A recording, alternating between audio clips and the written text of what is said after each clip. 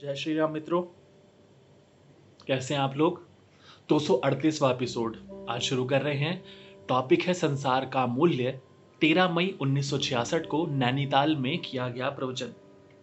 शुरू करते हैं।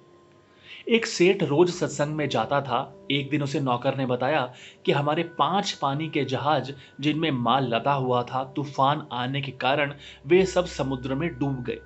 सेठ ने कुछ समय आंखें बंद की, फिर आंखें खोलकर कहा कि गरीबों व दुखियों में 5,000 रुपए का दान किया जाए।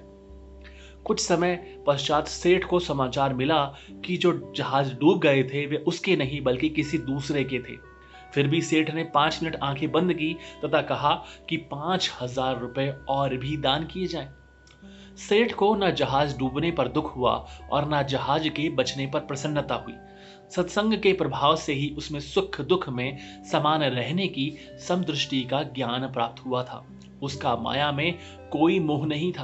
वह अपना कर्तव्य पालन करने के लिए अपने धन द्वारा निर्धनों व असहायों की सहायता करता रहता था। अतः सुख दुख, गर्मी सर्दी, हानि लाभ व मान अपमान में समान रहना चाहिए। जो प्रभु देवें उसमें संतोष करना चाहिए।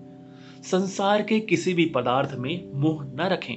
जब तक शरीर है तब तक अपना कर्तव्य पालन करते रहें, इससे आपका भला होगा।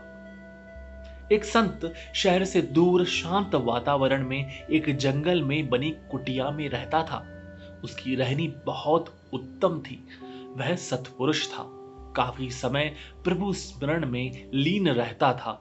कभी कभी कोई श्रद्धालु उनके पास आते थे तो उन्हें सत उपदेश सुनाता था।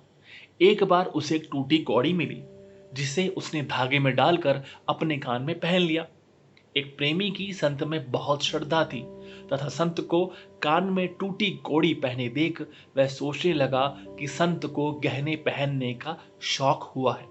अतः उसने सोने के गहने बनवाकर संत के चरणों में आकर रख दिए। संत उसे देखकर हंसने लगा।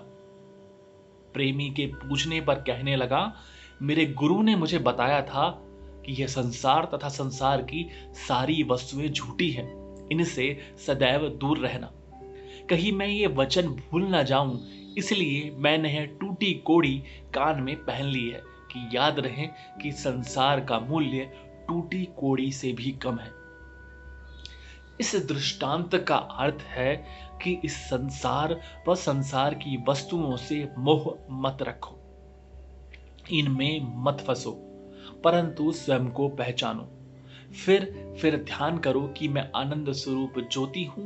परमात्मा आनंद स्वरूप है। उसे बहुत याद करूं तथा उसका ध्यान करूं, वह बुराइयों से बचूं। बहुत बहुत धन्यवाद मित्रों। आज के सत्संग में हमने बहुत मूल्यवान बातें समझी हैं। आशा करता हूं कि स्वामी जी के ये वचन सुनने से आप सबका भी भला हो रहा हो। जय श्री राम।